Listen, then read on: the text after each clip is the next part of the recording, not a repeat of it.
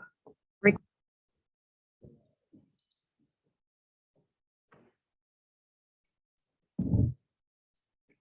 evening, everyone. Notice is hereby given to the City Council of the City of Alpine, Texas, to hold their meeting at 5:30 p.m. November 2nd, 2024. Civic Center 801 West Holland Avenue, City of Alpine, Texas. Purpose of consent of the tax agenda. The notice is posted pursuant to the Open Meeting Act, DTCA.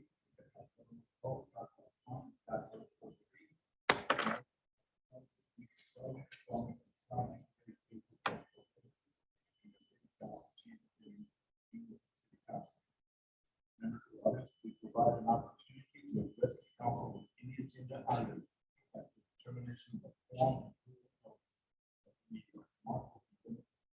Public comment and public hearing portion. 3 minutes per person in accordance with Texas Government Code, Section 551.007. No KP dash 0300 for public comments. We speak into the microphone, open phone, and state your name and address. If you have additional or other information, please present it to the city secretary prior to the meeting. State laws and regulations of the council can discuss it or take any action not included on the agenda. But if appropriate, the council may schedule a discussion or further matters discussed. No personal attacks on council members or city secretary. The mayor or city council member are appointed for the portion of that. Continues to support the attack unless professional staff member.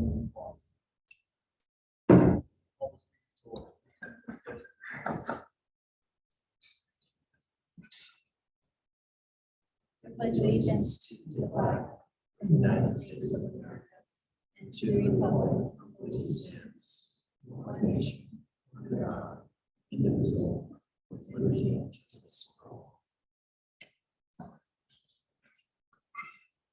On the Texas flag, I pledge allegiance to thee, Texas, one state, under God, one and indivisible.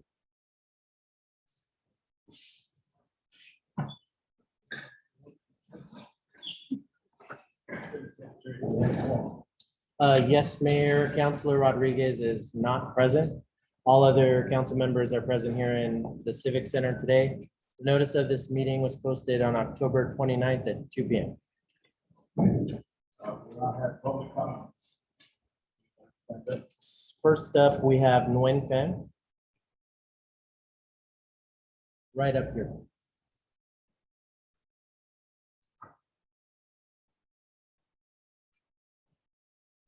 Good evening, everybody.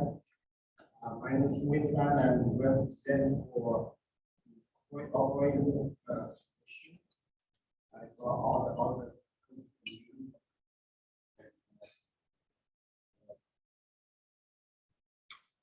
we never attend the meeting this first time. What do you think, sir? 4, 5.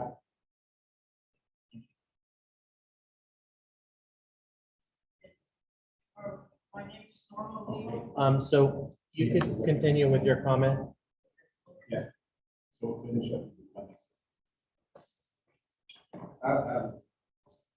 We go here because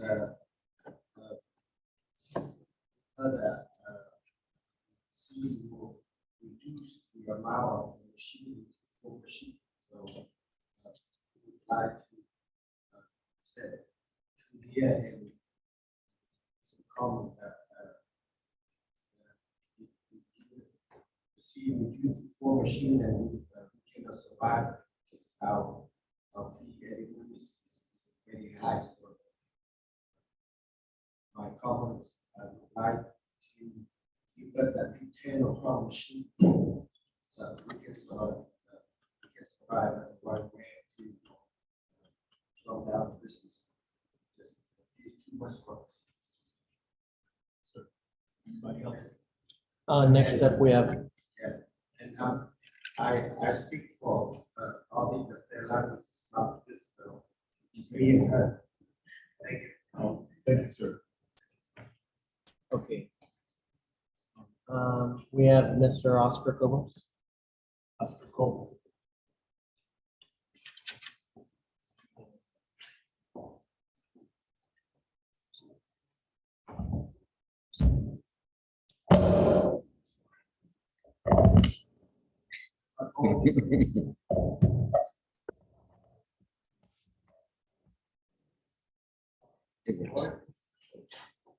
Mayor, Council, thank you for the opportunity to speak.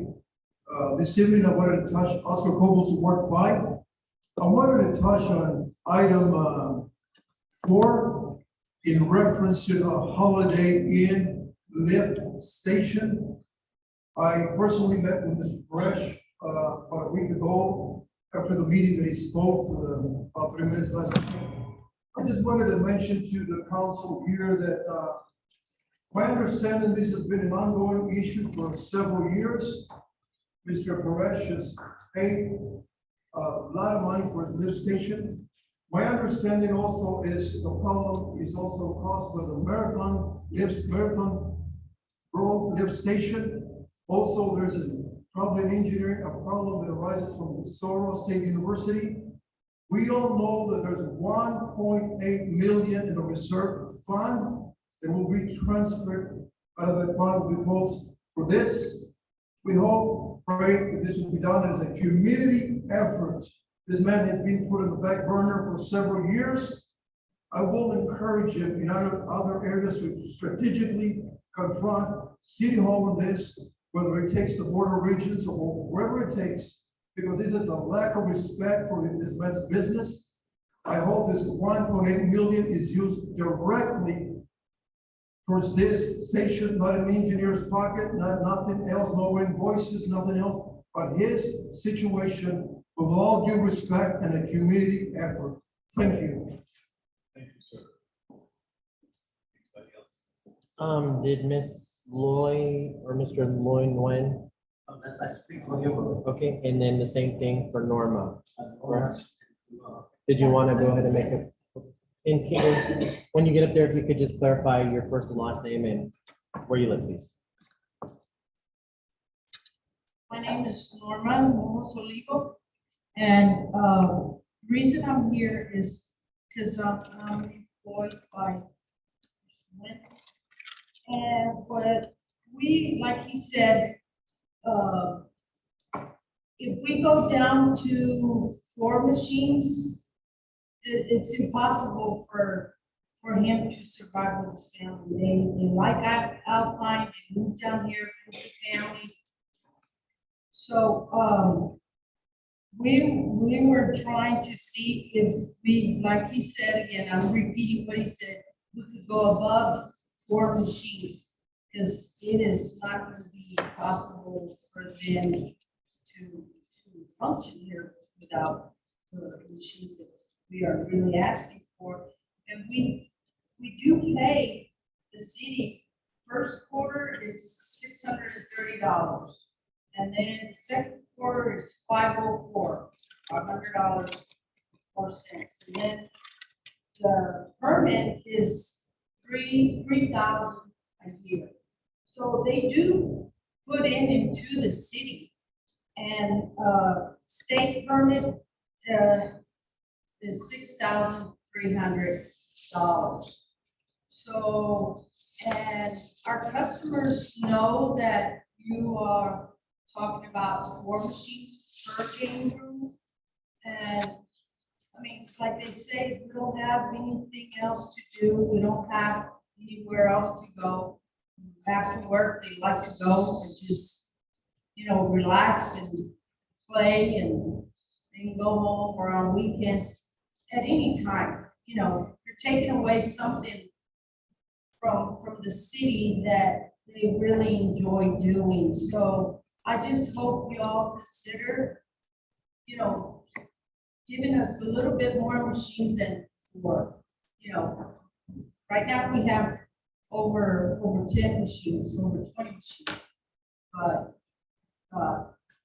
we're just trying to see, and hopefully you all think about it, and it's not just going to affect us, it's gonna affect the community, especially, you know, elderly people, not elderly, but like my age, or we get all kinds of ages, but them are the ones that really enjoy going there, spending some time there.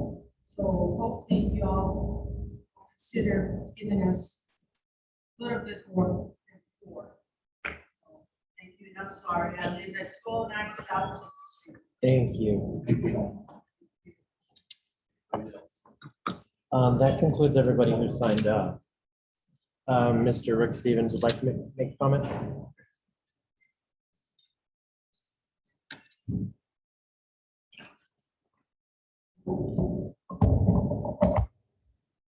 Rick Stevens, Ward 5. My purpose of speaking tonight is with regard to action item number 1 of the agenda, the approval of first reading of ordinance 2021, and then ordinance amending chapter.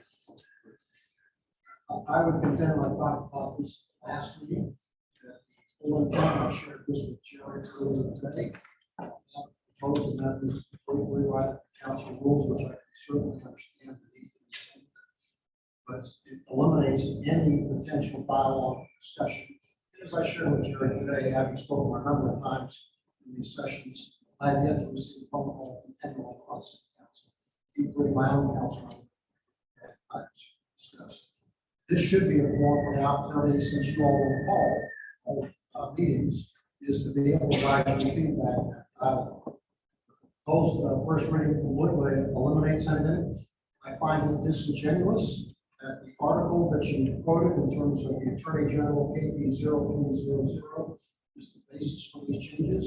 That is not true. The law was passed 2 years ago, 2019. I personally spoke with the Attorney General's office on that. He gave you a lot more freedom and willingness to be allowed open discussions. What this does is clamp it down. One of the technical items I point to is section 23-15, paragraph 6, 3, and 3. You are saying that no one can bring in an electronic device and use it in this meeting. Fact is, you all print out books for your meeting. I don't. I don't kill the trees. I do mine electronically. Your proposed ordinance not allow me to even bring this into use. So I suggest you will rewrite for passage.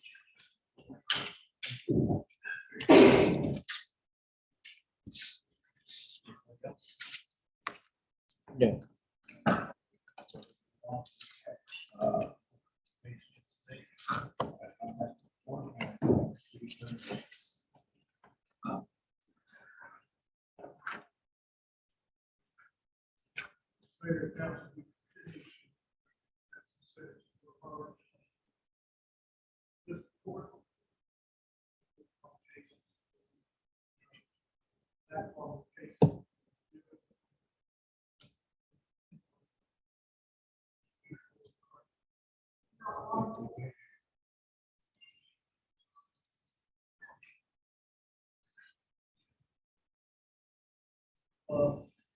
We continue to work hard in this report.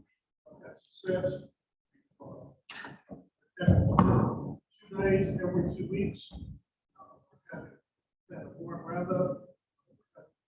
We're having a good time as far as being able to take care of court business. Also, treat those people respect come to court. Continue to do this for 4 court dates a month. Allow us to keep current with the docket and be able to take care of all the issues that come before us. We also allow trials if they want to, including jury trials. Also continue to work with Megan and staff on other issues that come up. We have so many issues. We have issues on whether the city owns certain property and rights of way, or doesn't. Other matters that come up. Those. Anyway, take care of the city business.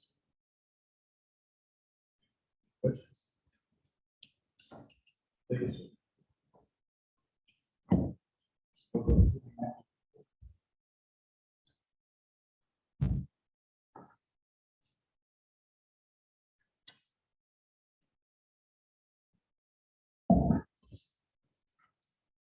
It always takes longer than.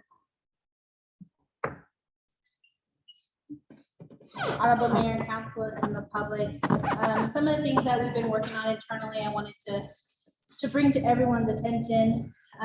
The most important thing, of course, is the City of Alpine Emergency Operations Plan. Can everyone hear me in the back okay? I'm not on the microphone. So we've been doing our research and building off of what was previously started. The last dated emergency operation plan that I could find is from 1999. It references it's the city's operation plan, but if you go through it, it includes a lot of the county as well. And around February, March timeframe of this year, we had the lovely winter storm, and as a result, went into emergency mode. One of the requirements at the time was for departments to put together their own emergency operation plan. When you give 8 of us the opportunity to do our own thing, we do our own thing. We format, we design, we word, we put together our own plan. Each department was asked to develop it and to write their plan. And it's a beautiful turnout. We are still pending one department, Public Works. We're providing them a little additional support. But as a result, every department's plan doesn't quite match with other departments. So we're reformatting it to put it into that format that it reads correctly. They're not all independent, but they all work together because they're all connected. For an example, when we do have an emergency, from my perspective on the finance side, all the departments have to work with the finance department in order to make sure they get the materials, the purchasing, the emergency requests, the documentation. Do we need to take it a step further and have everything available for state grants, state funding, FEMA? They're very critical with the documentation side. So our grant writer, Marcy, is going through and she's connecting them all together so that it reads as one solid documentation. Each department addressed a wide assortment of information, from natural disasters to finance reporting, what is considered critical infrastructure, our department responsibilities, and of course, contact information. Who do you call? Whether it be a department within the City of Alpine, whether it be AEP, whether it be our emergency management coordinator with the county, but just having that level of discussion in our actual emergency operations plan. Another part that's tied to it that I want everyone to realize is Senate Bill 3 was passed, and it has a lot of requirements associated with it. We were required by November 1st to update our critical infrastructure with the county, with the state, with TCEQ, and our electric provider and our electric distributor. So we had to go in and inform them of every aspect of our water and wastewater system that is considered critical. Of course, if you have been around Alpine, you'll see our huge water tanks, but you don't really see our wells. So it was having to map those out so that if we do have another emergency, our electric providers are aware our wells aren't all within our city limits, and those services have to be provided and connected further out. So we wanted to make sure we provided as much detail as possible. Senate Bill 3 also includes the water and wastewater utility must implement an emergency preparedness plan that specifies that they must have 20% operations and be able to provide a certain level of pressure to the residents. This is a task item with our engineers. They are helping to design and develop this, which will go back to our city implementation of an emergency operation plan as well. This one does have specific deadlines. It must be presented to TCEQ by March 1st for review, and the city must implement it within our city by July 1st. So these are important things to remember. Another aspect of our emergency operation plan is it ties into so many other things. The Rio Grande Council of Governments has been we're trying to tie our city's emergency operation plan with the Regional Hazard Mitigation Action Plan. So we're currently developing this with the COG. There's been several meetings with the county, with the city, with the university, trying to get as many different infrastructures and organizations input into it. The county plan addresses the emergency needs within Brewster County, including the city of Alpine, but it's also tied into the regional plan. And then the regional plan is tied into the state. We're trying to get as much information in the plan that pertains to the city of Alpine. We are the largest city within our area. We have a lot of infrastructure in place, and we want to make sure that we're included. The current plan mentions Alpine, but it's very limited. So we're working really hard with the COG to get more of that Alpine influence in there. The final plan is presented to FEMA, and this is important. If there is a disaster, FEMA and other grant agencies will come back and ask, well, where is this in your plan? So we're trying to include as much information as possible, so that way it helps determine the level of funding if we do come into a natural disaster or an emergency, that we've already predicted and called this out on the behalf of the city of Alpine. So Marcy is working together to at least get it formatted so that we can present it to council at the next meeting. She does have a November 10th deadline. And this is just the first draft with the combination of all of the different departments and how we all tie together. And it's interesting, like I said, we were all given this develop and implement your policy, and we all took it a different direction. So we're just trying to bring it back in and consolidate it. Once the engineers have assisted us with the utility side to ensure we meet all of those Senate Bill 3 requirements, we'll bring that back in as well. Which kind of leads to our generator side. And we've had this discussion before, but I just wanted to give you a progress update as we go into the colder months. We've sat down with several of the departments and of course, our current water wastewater engineer. And one of the things we've all kind of realized is we know we need them, but we don't know exactly what we need. We want to ensure that we don't purchase something that's not usable or purchase something that is overwhelming and destroys our infrastructure, our systems.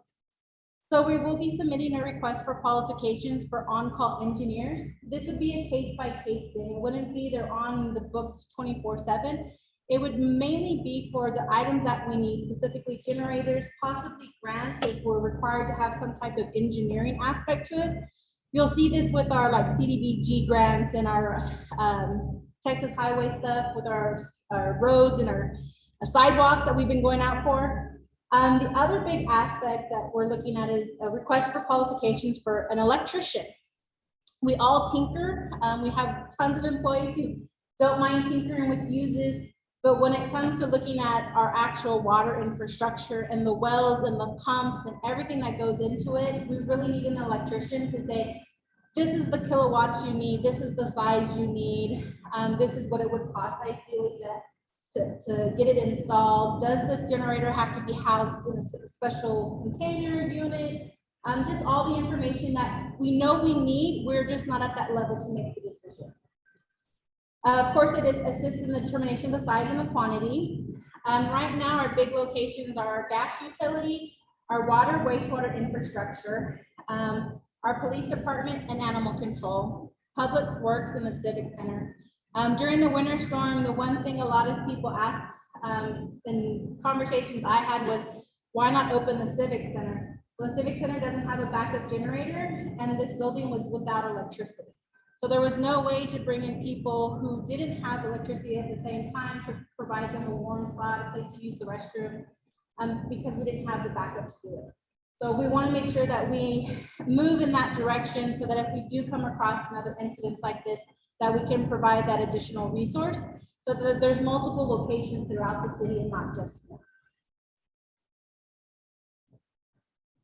The other item I wanted to discuss, there's a plethora of money out there. You will hear repeatedly that the government's just handing it out. Of course, there's always catches, requirements, applications, matching, discussion, what you can and can't use it for. The COG has put together a regional committee for the Build Back Better Regional Challenge. This is another American Rescue Plan Act source of funding. It's used for economic development. The COG has been working on this, and unfortunately they came to the city right before our last meeting, so we weren't able to move forward with helping with their support. But I wanted everyone to be aware, especially council, that their deadline was the 19th, which of course was our council meeting. There's 2 phases to it. So phase 1 is about 50 to 60 different regional, they call them coalitions, will be awarded $500,000 in technical assistance to help develop the support of 3 to 8 different projects. Of course, these projects are regional based, so it would be within, let's see, Presidio County, Hudspeth County, Brewster County, Jeff Davis County, the different areas around here. If awarded, the $500,000 would help develop those plans. If we made it, or if we get accepted and go to phase 2, the COG is looking at 25 to 100 million to implement the actual projects. So they put together a list of projects, and I wanted to kind of go through them as they are provided to us. So the 8 projects that the COG has submitted on behalf of our region is a Center for Entrepreneurship Workforce Tourism based in Marfa, Mountainside Hotel and Conference Center based in Alpine, operated by Sul Ross State University, a Dark Skies initiative for incorporated communities to retrofit all lighting in public facilities to reduce lighting pollution, permitting astronomical research, Aerospace Observatory Viewing Center in Van Horn to promote aerospace tourism, a cold storage facility in Presidio to promote enhanced trade between Mexico and the United States, Renewable Energy Center based in Alpine, operated by Sul Ross State University, broadband, identifying most vulnerable areas through its partnership with Connected Nation Texas to build fiber optic infrastructure, and then a research and training program for regional agriculture, wildlife, botanical sustainability, and enhancement based in Hudspeth County, operated by Sul Ross State University. So these are the 8 projects that they applied on behalf of the region. We've had several employees within the city who provided a little bit of input into this. Chris Rugia with the Tourism Council had been speaking with them as far as the tourism side. I know Marcy had a few conversations with them. There was several people involved. I believe the Downtown Association was also part of this as well. There's several individuals from Marfa, Presidio. They tried to take the collective information and narrow it down to what they thought would be most valuable for this area. So these are the 8 that they have submitted. And that UPS did provide a time frame of when we may know or how the application process. I think everything is fairly new for them as it is for us. It is very competitive. We're not just competing with Texas, we're competing with the US. So there's a lot of people going out for these funds at all different levels. So we're hoping that because the cost presented such a broad aspect that they may narrow it down to 1 or 2 to benefit our region. We are remote, we are in the West Texas area. We're hoping that those are encouragements that they'll funnel some of that extra funding towards us. But I just wanted to keep the council informed and the public that there's all these options coming up. Like I said, with the winter side, wanting to make sure that we're on top of the emergency preparedness plan. It had been initiated. We're just getting back on track, getting everything kind of detailed out. We are working towards the generators so that we don't fall back to having to rent or borrow from other places, and that we can be that city that maintained our water flow like we did this last time. We were very lucky. We never lost water or sewer access so that our citizens could continue to function even if they didn't have electricity. So we're kind of excited. It's a big project, but all the departments have been working really well towards it. Short and sweet. Any questions? I'm glad you're finally looking into the generator situation. When that was place last year. It was a generator we had involved. We're very lucky to pull them from Pecos. That's one thing that we survived. Also, for years, I've seen a generator here, Civic Center. Folks, we have to live facilities, keep facilities, and I've seen it form. So this would be a good place also. That's good to have stay with the parts. Limited on space. Especially with that it's still separate. Good job.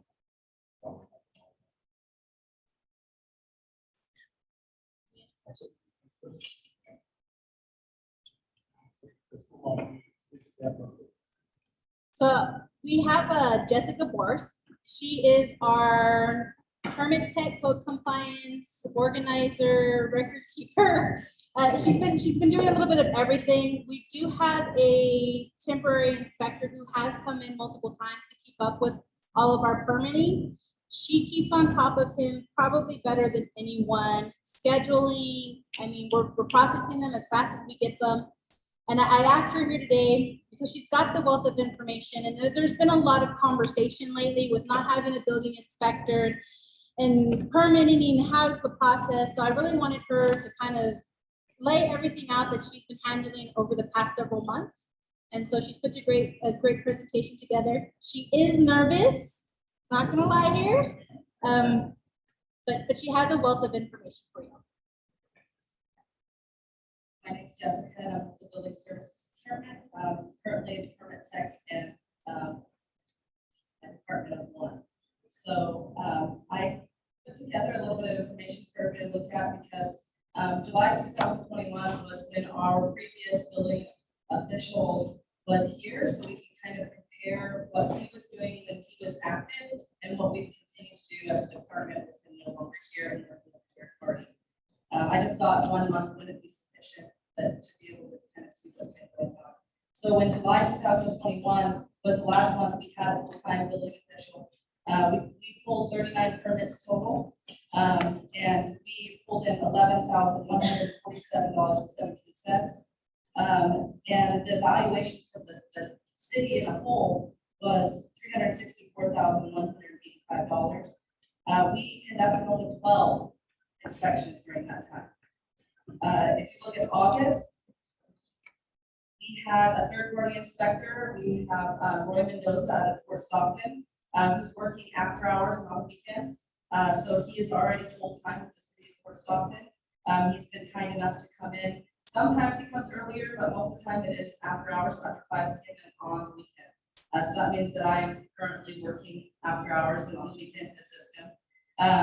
We pulled in 43 permits total, so that's a little bit more than the month previous. The permit payments were $7,605.90. The estimated valuation of projects that go into the city was $757,285.61. And we did 30 inspections with 4 plan reviews that month. September, we didn't see much of a difference in permits pulled. We had 31 permits. And the permits paid into the building services department was $4,243.97.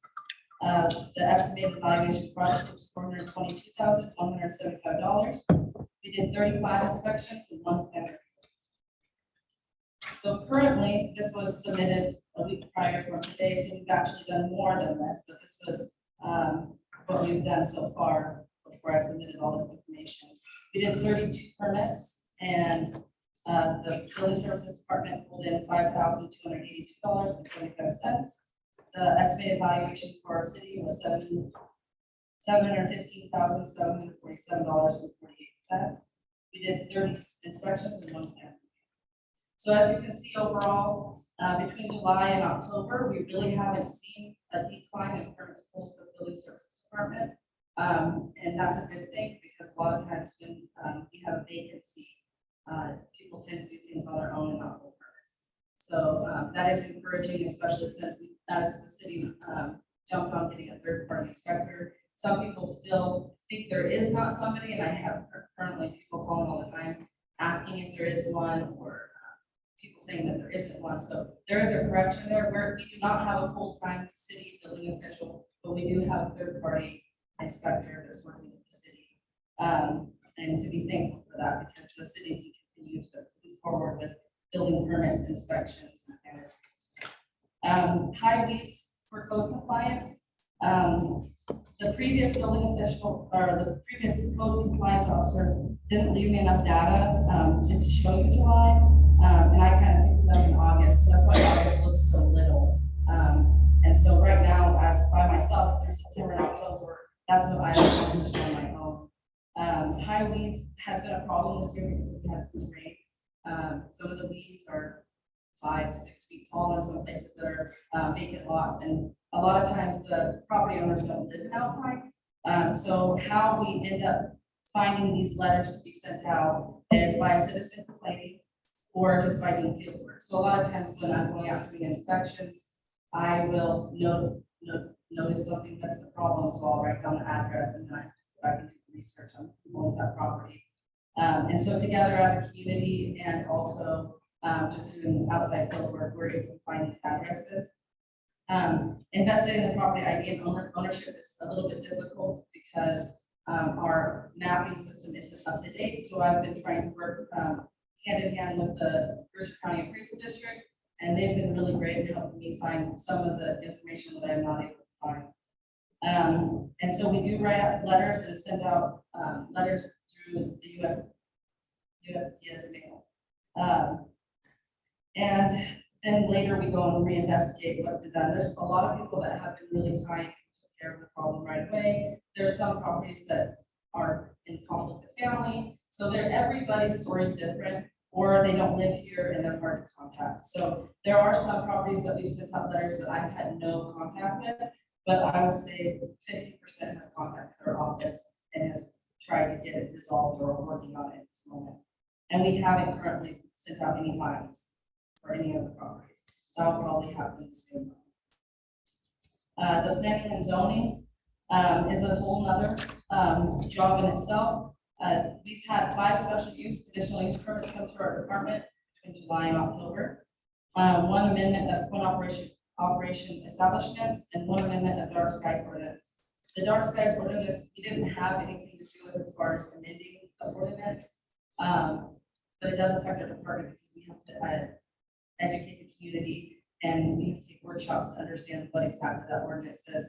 So there took some time in understanding what that means for our community and what the future will look like in 5 years for that ordinance. For the planning and zoning, it's a lot of sending out letters, public notices, agendas, packets, meeting attendance, and then putting the minutes in later. And that's the research of current codes, adopting and rewriting correcting codes to assist the county commissioners, and the continued education of new ordinances. We assist with new construction as well, for pre-existing establishments to comply with the ordinance updates. So a lot of people that are coming in with permits now, we have to explain to them what the new dark skies is, and they have to sign a form with them acknowledging the fact that we have the ordinance. The building services department goals and achievements. I'm going to start with achievements. The workshop with the judge and court clerk.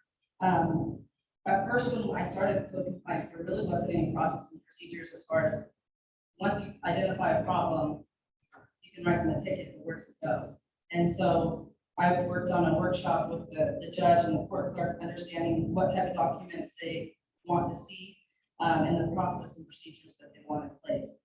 And so that's been really helpful because I didn't have the knowledge or understanding of how I would do that process. So now that I understand it, I can go ahead and start writing those fines for high weeds. Before I didn't have that. So that just recently happened for our department. There's a new process in place with the water department for water taps. We've had a lot of people come in and get assessments or tap requests, and they're just dreams about ideas that they want to do in the future, and it's wasting a lot of time. And a lot of permits aren't getting pulled for these projects. So they'll start projects and not permits. So together we've worked to communicate a little bit better so that if somebody's going to get a tap, they have to come see the building services department to explain why they need that tap so that they're not just going out there doing work and wasting hours, and they're also understanding that there's a process in place if they are coming on building. Then we have the update of the website. I've worked with Gio, our city secretary, on updating the website with information for the community about why permits are important, what a permit is, just general information. I don't know if you've had time to look at that, but I would take a look at it and see how, if you have anybody in the community that has questions, you can upload applications and permits there.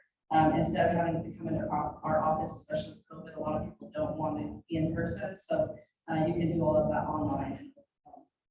And I've updated all of those forms so that they are active and easy to fill in. And then also being active in the P and Z committee and assisting Geo, the city secretary, with submittal deadlines. There's a lot of days in between that you have to have a letter sent in to the newspaper, and then have a time where you have to send out a notice for public notice. So all those things have to be strategically planned out throughout the month, and I've been helping assist with that for the planning and zoning. Our goals for the department as of now is to amend any of the outdated codes and ordinances. There's a lot of misunderstanding, and not, especially for the ICC. We've adopted some of them, but not all of them. And so I'm working with the ICC committee to try to figure out how we can amend and update those outdated codes, because some of them don't match up with what our ordinance says. And the public service announcements of basic code violations and information. I know that Animal Services does it, and I really like it. And I feel like a lot of people don't know basic code ordinances, and that's something I've learned, because when I first started working, I didn't realize that you needed permits for a lot of the stuff that you need permits for. And I don't think a lot of people are trying to be getting away with things and neglectful to what they could be doing for the community. And I think that a lot of it is just like giving them the knowledge and letting them understand, like, hey, when you replace your hot water tank, it needs a permit, needs to be inspected. A lot of people don't know that. I didn't know that. And so, and then building a carport or certain things that need to be done, a lot of people don't know. So I think that that's something that as a department you can work on, is informing the public about things that are basic with the code. And then door hangers for illegal dumping. We have a big problem with illegal dumping. We hear about it all the time. We can barely find anybody that's willing to tell us who did it. So for us, having a way of identifying a hot spot and putting in door hangers is something that the environmental services and I are working on. So that when we go out and we see a spot that they leave dump constantly, we can leave door hangers in adjacent neighbors, so they know that not only is there a place you can dump all the time now, but it's, if you do put something by the dumpster, it's considered people. And a lot of people don't know that either. So for me personally, I'd like to take the ICC permit course online. Right now, with me operating the whole department by myself, I can't leave my office and close the door and take a course right now. I have no time. I'm answering phones and taking stuff in. So that's a goal for me personally. And then getting the proper ICC books for our department, because we're currently out of date. And then obviously building a team, because it'd be nice to have a couple more employees. So is there any questions for me? Great job. Great job. Good.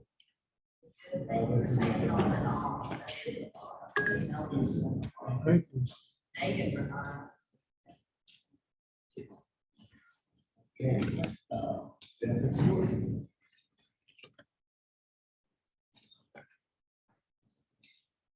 Jennifer needs no introduction.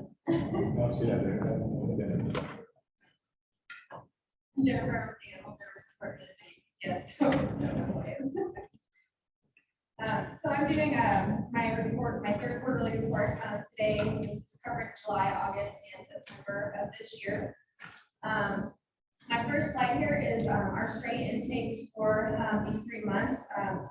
We had a total of 102 animals brought in as stray in just 3 months. 30 of them were cats, 72 were dogs, and 6 of those animals were repeat offenders. Cats mainly came from the Ward 4, and dogs were mainly found in Ward 2 and 4. My little slides there, the charts there should kind of percentages between the wards and where we're finding them from. The next slide is our feral cat intake. The stray intake cats were not feral cats. These are wild cats that we found are trapped in the city limits. We had 49 feral cat intakes. Most of them were found in Ward 2. There was 32 feral cats. slide. This is our surrenders. 39 dogs were surrendered to the shelter. 32 of those were from a boarding case that we came across back in August. The owner agreed to surrender, which was wonderful. We were able to work with him and resolve some of those issues that he was having, but having a cooperation. 32 all at once though is a huge task to take on for our little shelter, our little apartment. So we had a lot of work cut out for us during the 2 months that we had a lot of those animals in our shelter.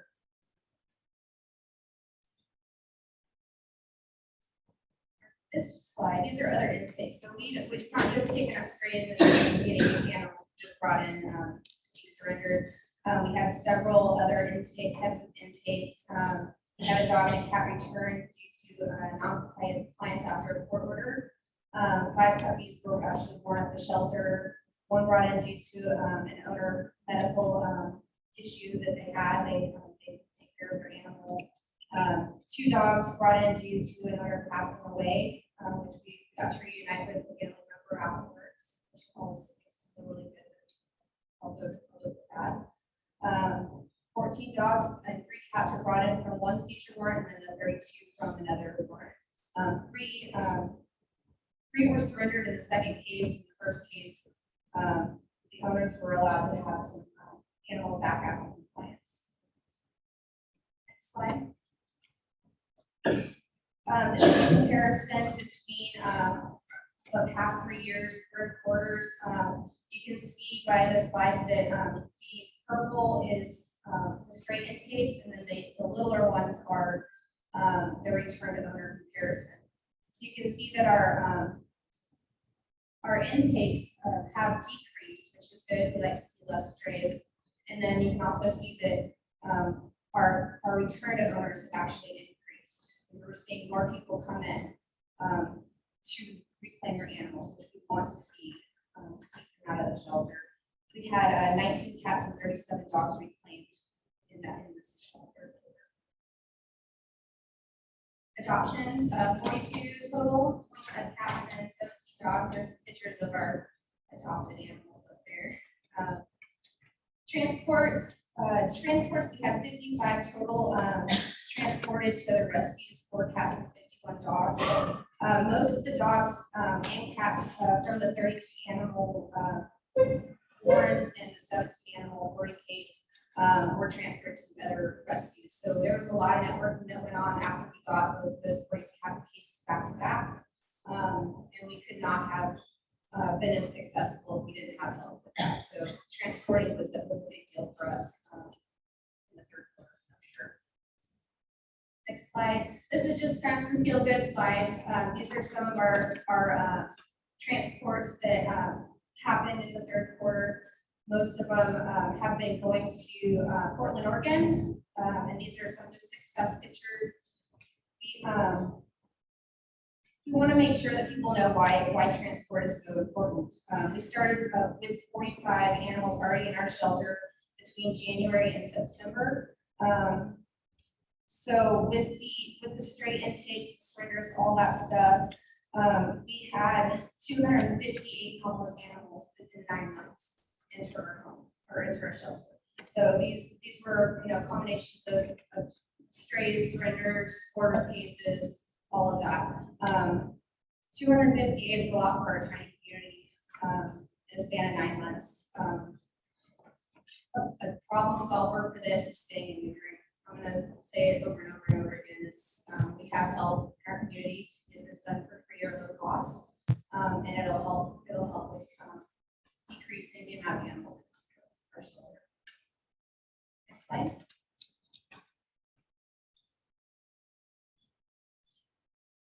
From years ago. The one actually in the top left is one of our very first transports. We're pretty proud of her. She's still in the fit. Just good to see. There were other outcomes of the animals. We had 3 dogs and 1 cat returned after a seizure warrant hearing. 1 kitten from a seizure warrant, another stray kitten died in our care due to medical issues.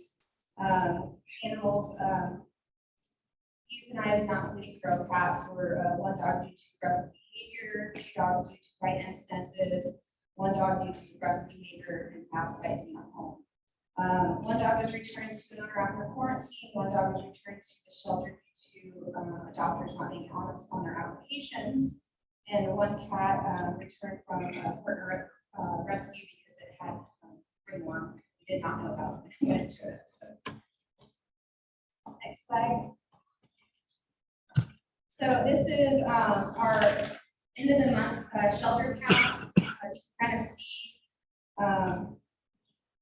where we, throughout the year, where we were up and down and back and forth. But the top line actually is everybody total, and then I cannot remember what the coloring is on there, but I believe that the dogs were that lighter color and the cats were the darker color there on the bottom. So you can see what we got in our border cases there in August, and then all of the transports and adoptions that we had, the decrease in the animal population. We placed 10 microchips at the shelter, all our dogs. It is a city ordinance to have a microchip in your animals, so I recommend getting that done so you can avoid citation, and it also helps you get your animal back quicker if they do show up to us shelter. We return animals all the time within minutes because of the microchips. So strongly recommend. We can do that at the shelter for 15. All right, animal bites. Over the past year, there has been a decrease in overall bites. Between June and August, there was that decrease, which was nice to see. I don't know why there was an escalation. There were 14 bites that occurred between July and September. Most bites occurred in Ward 2. The majority of the bites this quarter were provoked incidences, which is improper handling techniques, startling an animal going onto an animal's property. So it's defending itself or its owner. Majority of the unprovoked incidences were results of owners not properly restraining their animal, and most of the unprovoked were animal-on-animal attacks. So strongly suggest finding a way to get your animal restrained at all times. It keeps the public safe, it keeps the other animals safe out there, and it's better for you. These are the citations that we issued. Running at large is always our most issued citation. We had 17 issued at large. There's 34 total citations actually.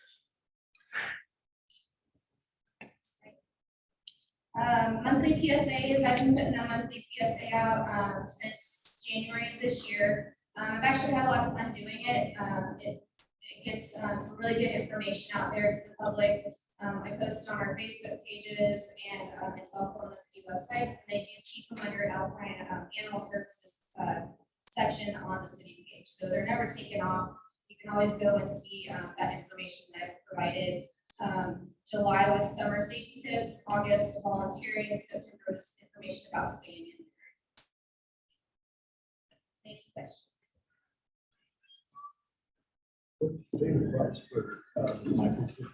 It's $15 to get it done at the shelter. The local veterinarians will also do it. Any questions? Great, thank you Thank you very so much.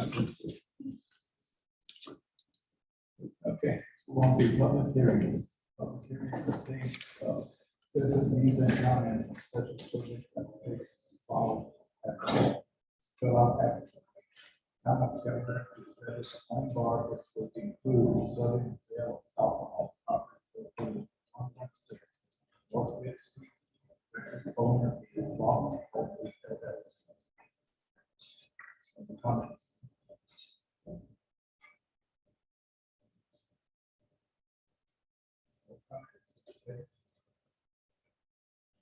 Section 1. Public hearings of citizen comments on special use permit applications to allow applicants market and eating time shop. UK rule outline for seven mixed use residential and commercial buildings. Which is the tax collected on premise.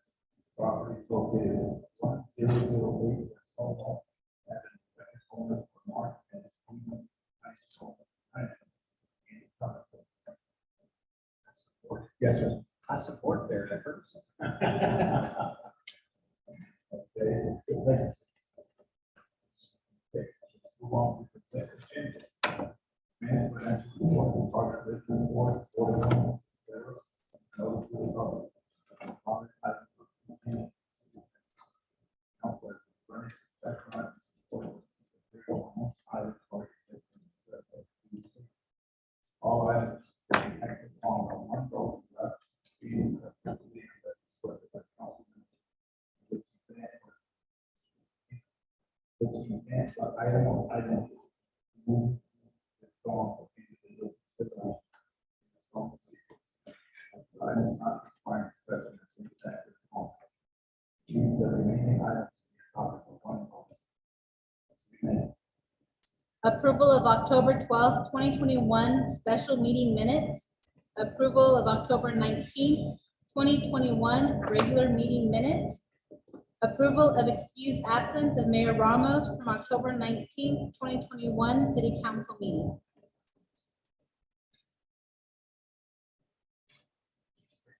Entertain a motion.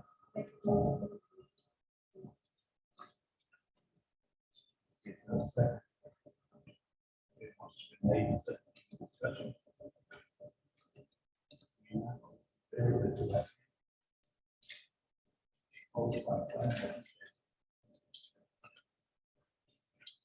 One act items, copies of three statements. Items that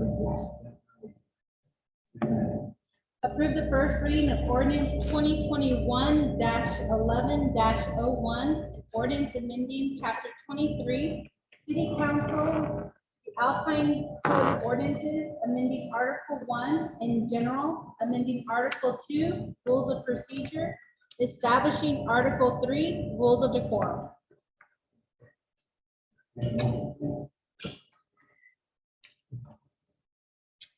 I'll make a motion to approve the first reading of ordinance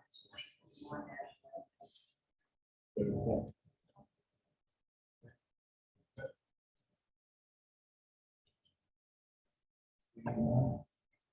all those in favor, raise your hand. All, none.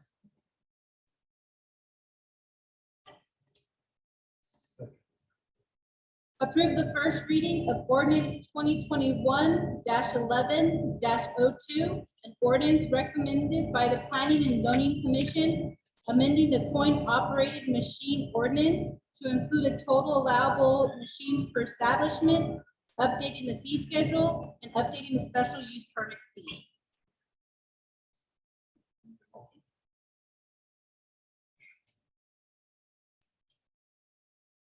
Motion. I'll make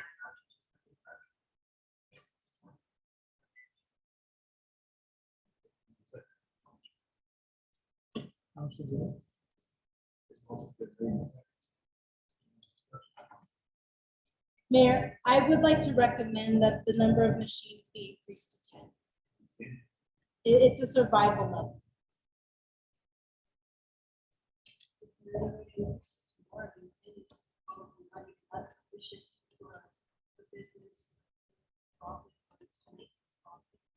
That is a great discussion. I was just recommending the 10. 4 is going to be really hard for them to continue. They're renting spaces that otherwise would become empty. I don't want to say abandoned, but it's another building that would have to be upkept. I think it's important that we do address this and look at it. My recommendation was 10. If council wants to change that, that is a recommendation as well. How many total machines are there? It varies from Right room. now, it's, they've been telling me before the meeting that it's limited right now, so I guess what? Until the next council meeting. You can discuss it. So right now, there is no limit per establishment, so it does vary per establishment. And they are taxed per machine, if I'm not mistaken. So the Planning and Zoning Commission originally wanted to limit it to 8. And at the last meeting, they changed it to 4. Yeah, but Megan is recommending at least 10. So it's kind of up to y'all. what limit you want to establish. Well, I would make a motion then to amend ordinance 2021-11-02 to unlimited numbers of machines. So I'm gonna get, Unlimited? I would go with. It's up to council. So Johnson does have a motion to amend, so it does need. Yeah, so we need a second. Okay, motion with second. Okay, now discussion. I prefer a limit on, but it's up to council to decide what they want to go on.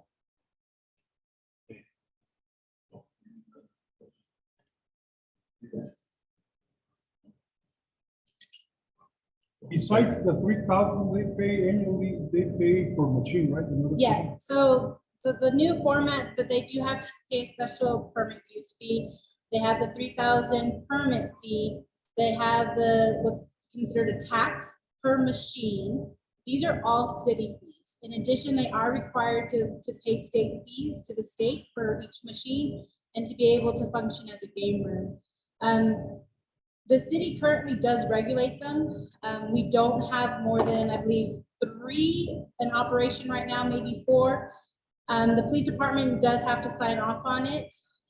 They are presented to council from the special use permit perspective. So they're not just operating willy-nilly, they are being regulated. There's actually another $125 fee on top of the 3,000 as well annually. Okay, we'll vote on the amendment. Unlimited number collector. Yeah. Right, so hold on the amendment. Favor, raise your right hand. Opposed, sign. Let's go back to the original.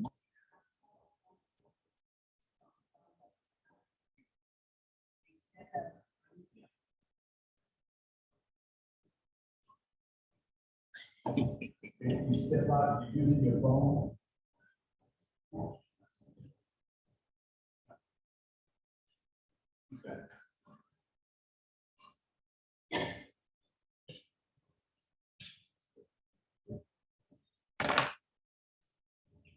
Okay.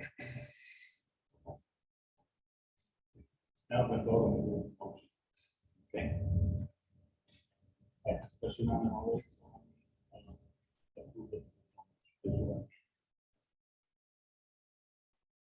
So it'd be the original motion as amended. Yeah. So yes, as amended. Okay, all those in favor? Okay. It's unanimous. Let's go to item 3. Approve the first reading of ordinance 2021-11-03, an ordinance authorizing the vacation, abandonment, and sale of approximately 0.11 acres of city property, being an unimproved platted alley located in block 53 of the original town site of Alpine to a budding property owner, Chisos Brewing Company, authorizing the city manager to execute a deed without warranty, directing the funds from the sale of city's interest be deposited in the general fund for the purpose of street improvements. Need a motion? So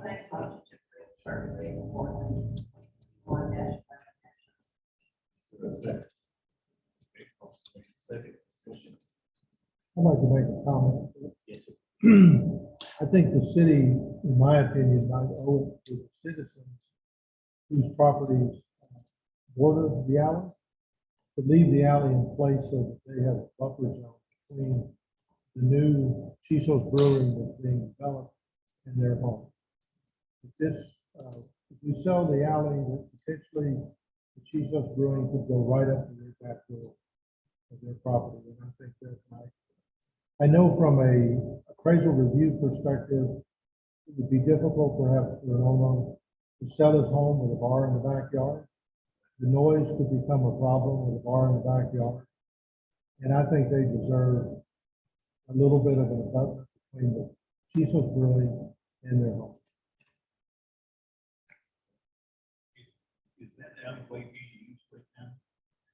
No. Other than as a, for an easement for a sewer line.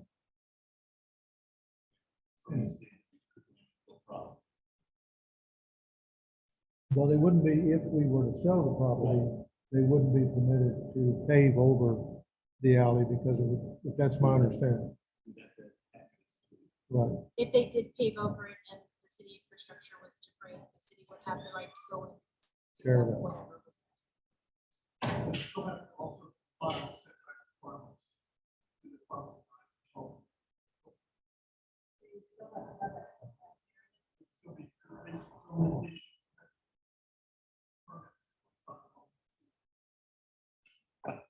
So we make, we amend the motion. that's just my discussion on that, really, but selling the property.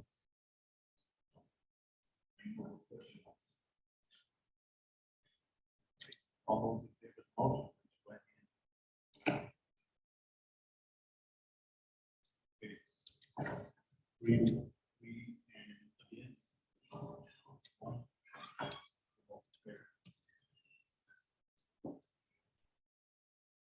Next one, city manager. May I address that voice issue? All right, well, I represent, she says. Approved resolution 2021-11-02, a resolution authorizing the closure of RB03 checking account and dedication of remaining balance to cover costs of repairs to the Holiday Inn lift station.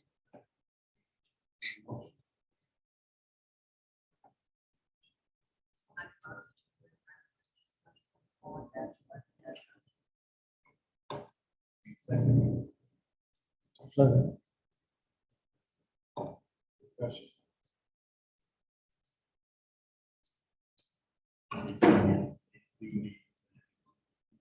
So I just wanted to iterate, this is probably not gonna cover the total cost, but as provided in the backup information, it kind of addresses what the public had brought up.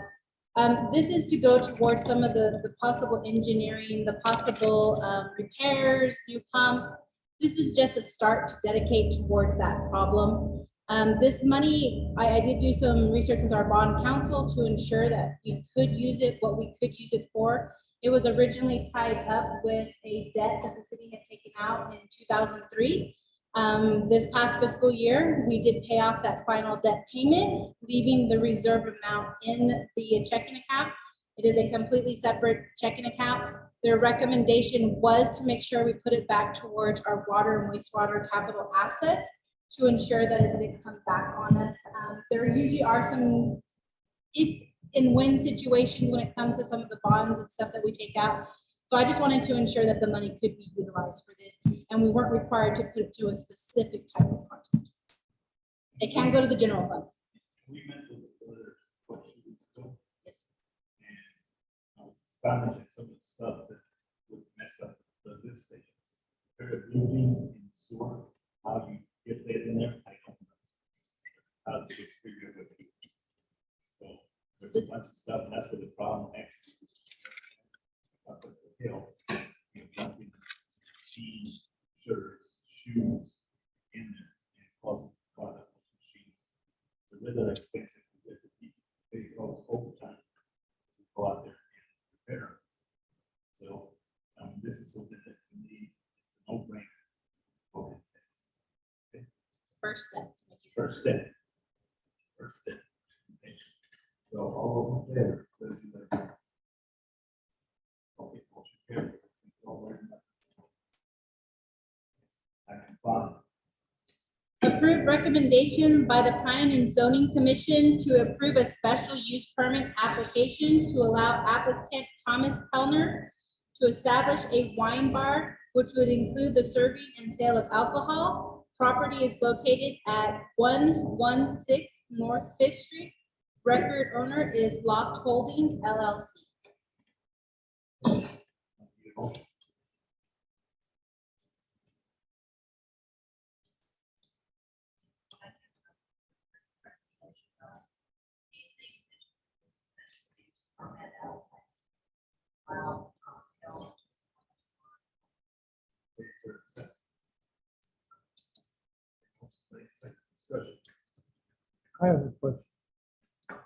Is this like one we did the other meeting where this is service only to the residents of this Airbnb, or is this open to the general public? No, this is actually where Taste and See used to be on Fifth Street between the two one-ways. So this would be a public building, and there has been a alcohol license on that premises before. Okay. Any more discussion? All those in favor, raise your right hand. Motion carries. Approved recommendation by the Planning and Zoning Commission to approve a special use permit application to allow applicants Mark and Eden Henshaw, DBA Rue Alpine, to establish a mixed-use occupancy, residential and commercial business with a detached commercial kitchen on premise. Property is located at 1008 West Sol Ross Avenue. Record owners are Mark and Eden Henshaw. Is there a motion?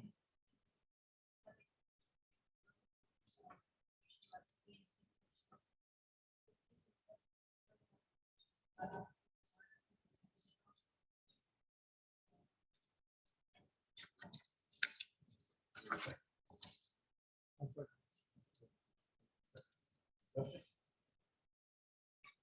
So just a little background information.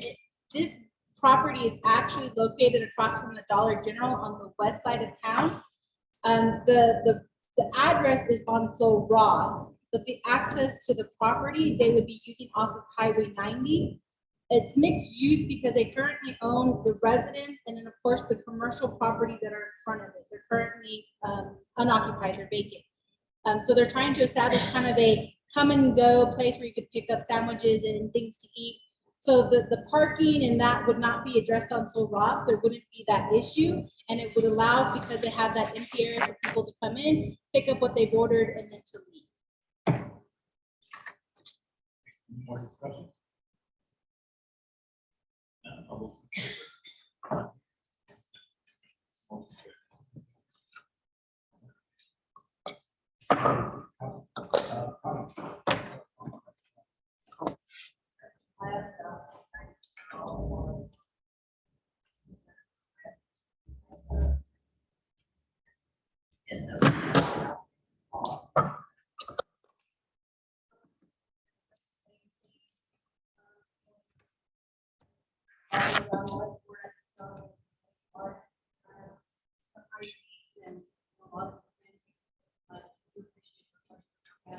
And the website.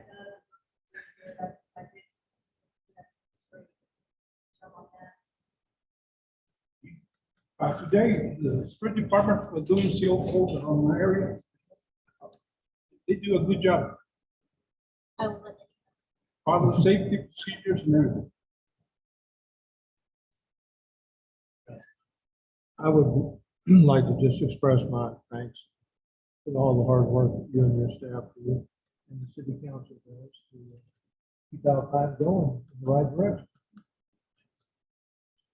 And I'd like to thank the city staff, again, you in particular for, the way you're operating the city. Jill, great job, get our comments on it. Folks come in and want information, you're right on the spot. Great job, guys, also, I'm glad that, we're looking at doing the study and holiday. Because that's way overdue, and it's costing the city a lot of money. And then put them in this sort of that for move forward. They do bring a lot of money, and it's hindering their occupancy. Have all this stench that's going in there. So great job on that. So now we're gonna move into executive session. I don't have to ask their. We're gonna go ahead and make that, Very much. get that motion. Okay. Okay, all in favor? Get your time in this. It is 6:45.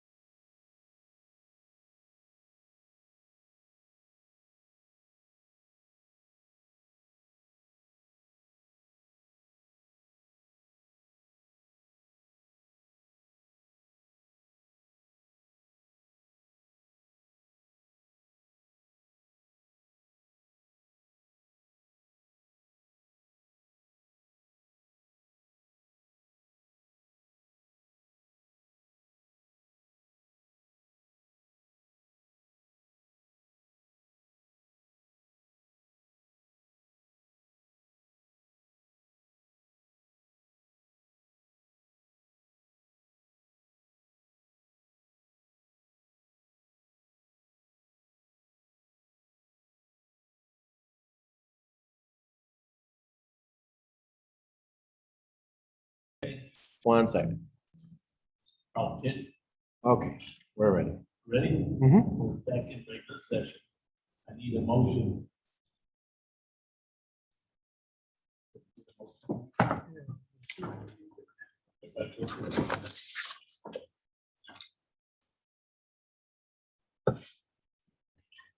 I would make a motion that we sell the property located in block 27 of the original town site of the city of Alpine to the Brewster County in exchange for their generator.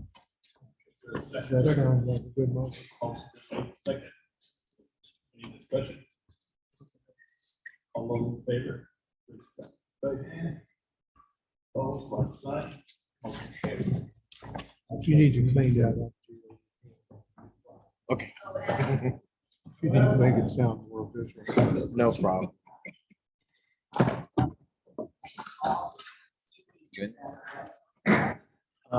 We adjourned now, 7:01. Okay, yes, it is. Are we adjourned? Yes. Good meeting.